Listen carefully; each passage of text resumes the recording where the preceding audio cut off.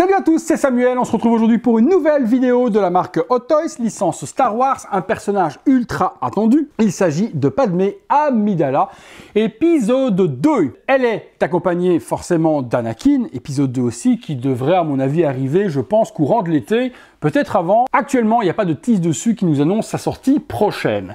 Figurine ultra critiquée pendant la préco pour le visage, qui laissait les fans dubitatifs sur la ressemblance avec Nathalie Portman. Moi personnellement j'ai toujours été team, ok, je la trouve plutôt pas mal. Maintenant vous me direz en fonction du produit final, qu'est-ce que vous en pensez. Figurine où nous, personnellement dans la communauté virtuelle des villes, on a eu quelques soucis puisque j'ai deux personnes, mon amie Aurélie et également mon poteau Anto, qui ont eu un problème de QC, donc de quality check. Je vous montre des photos, des petits problèmes qu'il y a. J'espère que vous ne l'aurez pas en Europe sur les éditions. Maintenant, il y a beaucoup de figurines sorties et je vous avoue que j'ai vu que deux personnes de ma commu avoir ce problème-là. Côté Chine et côté américain, j'ai vu personne remonter le souci. On a au niveau de l'encolure, lorsque Hot Toys assemble à la main avec la machine à coudre eh bien, les vêtements, certainement qu'ils prennent un stylo et ils trace proprement les endroits des découpes où il faut couper pour pouvoir assembler les morceaux de tissu pour faire les costumes. Et là, j'ai l'impression qu'à la machine, lorsqu'ils ont cousu le costume de Padmé, qu'ils sont allés à côté du trait bleu. Et quand ils ont assemblé, le trait bleu du stylo reste visible. Donc vous voyez sur les photos que je vous montre une fois de plus, on voit carrément du stylo dans l'encolure au niveau du traçage du point de couture. Incompréhensible que le QC ait laissé passer ça. C'est très rare qu'il y ait des choses défectes chez Hot Toys. Le QC est généralement très pointueux et pas compris que deux figurines aient eu le problème. Si cela venait à vous arriver et que vous avez le problème, sachez que moi j'ai résolu le souci de Aurélie et j'ai donné le tips également à Anto. Il y a ce petit flacon qui existe, qui est juste là, je vous le montre, voilà, avec un petit liquide jaune qui vous fait très peur lorsque vous l'appliquez sur la figurine en vous disant « Mon Dieu, le blanc va devenir tout jaune ». Mais non, ça s'évapore et ça ne reste pas jaune.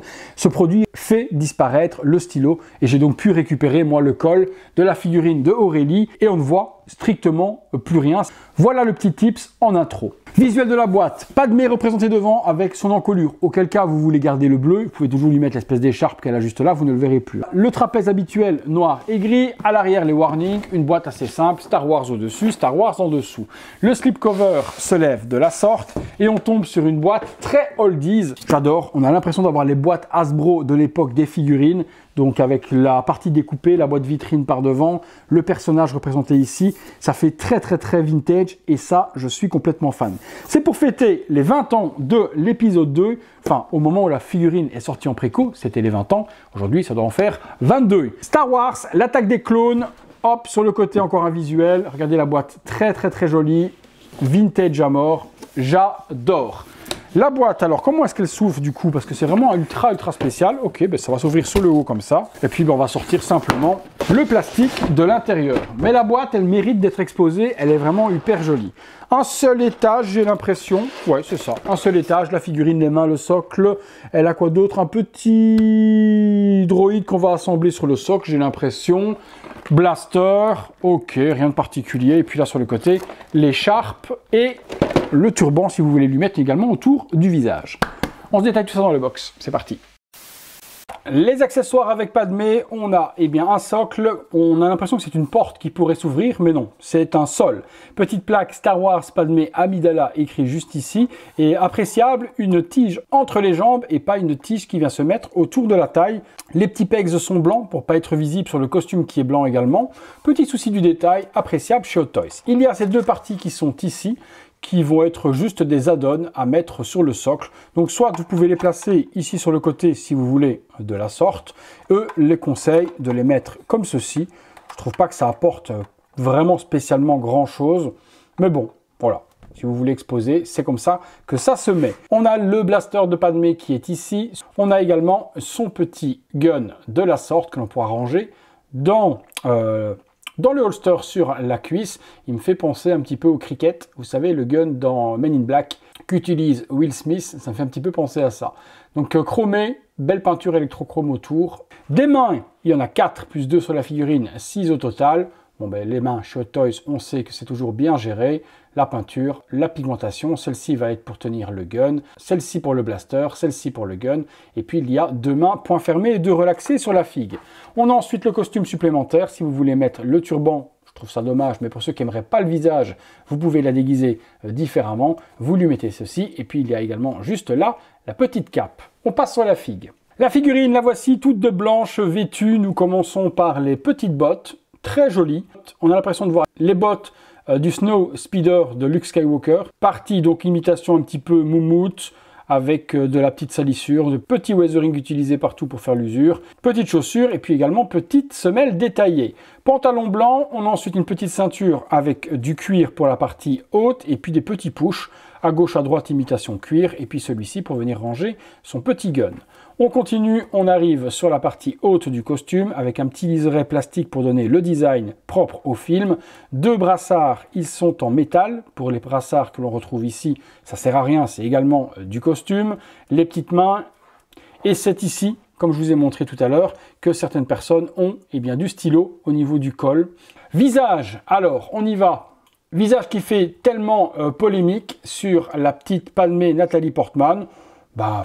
moi, je suis plutôt satisfait. Oui, forcément, ce n'est pas 99% l'actrice, mais on la reconnaît. Les yeux sont en système perse. C'est pour ça qu'ils sont en format bi de la sorte et style un petit peu œil de verre. C'est parce qu'ils sont articulables. Donc, on peut retirer la tête. Il faut tirer dessus. Il y a un petit clip qui se fait. Voilà. Vous avez un pegs un petit peu spécial qu'on n'a jamais vu auparavant pour venir tenir la tête. On reprend le visage dans les mains. Les cheveux. Elle a la sculpture, ça je trouve un petit peu grossier au niveau de comment ils ont emmêlé tout ça pour faire le chignon. Il est amovible, mais aucun intérêt de le retirer. Ça c'est un peu grossier, mais à foi, c'est pas encore dramatique. Ça à l'arrière de la figurine. Les cheveux sont bien faits et le visage de profil très ressemblant. Le petit grain de beauté est bien présent également. De face, peut-être les yeux un peu trop ouverts qui choqueraient un peu la ressemblance. Mais je vous dis vraiment, c'est si on vient vraiment à chipoter parce qu'elle est quand même très belle. À l'intérieur, vous voyez juste là, il y a le système perse. Et avec le petit outil qui est fourni avec votre doigt, vous pourrez articuler les yeux et pouvoir lui donner l'orientation que vous voulez. Si vous voulez faire un regard intimidant à Padmé, vous pourrez de la sorte. Voilà, et vous la mettez avec les yeux comme ça sur le haut. Avouez, ça en jette tout de même. On se fait une ou 2 pauses, on regarde ce que ça donne. C'est parti. Figurine tournant à 360 degrés de la princesse Padmé Amidala.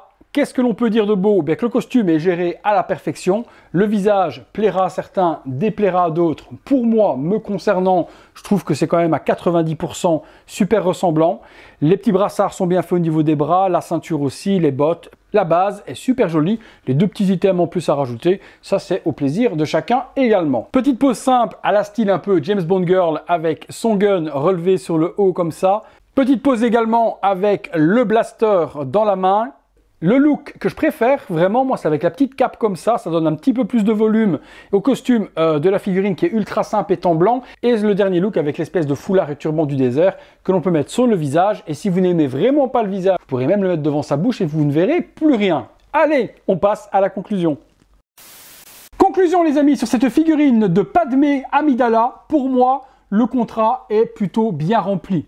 Je vais pas vous bouder mon plaisir, moi j'ultra kiffe la figue, j'attends qu'une seule chose, c'est que le Anakin l'accompagne, comme ça j'aurai le duo emblématique de l'épisode 2 et je serai refait. Vous me direz vous ce que vous en avez pensé, si vous recherchez la figurine, je vous la mets dans la description de la vidéo, elle arrivera prochainement je pense en Europe, je dirais dans 1 mois ou 2, puisqu'elle est sortie il y a un bon mois à Hong Kong, donc en général 3-4 mois. Si vous recherchez la figurine, je vous mettrai les liens dans la description de la vidéo de nos partenaires en France, puisqu'elle est sortie il y a un gros mois à Hong Kong, je pense courant mai, juin, elle devrait certainement arriver. En France, les figurines Star Wars n'ont pas de gros retard par rapport aux figurines Marvel et autres sur la disponibilité sur notre territoire. Je vous mets tout ça en dessous.